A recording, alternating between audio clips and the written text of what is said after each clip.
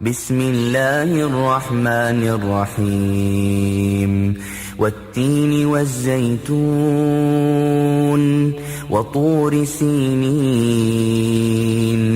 وهذا البلد الأمين لقد خلقنا الإنسان في أحسن تقويم ثم رددناه أسفل سافلين إلا الذين آمنوا وعملوا الصالحات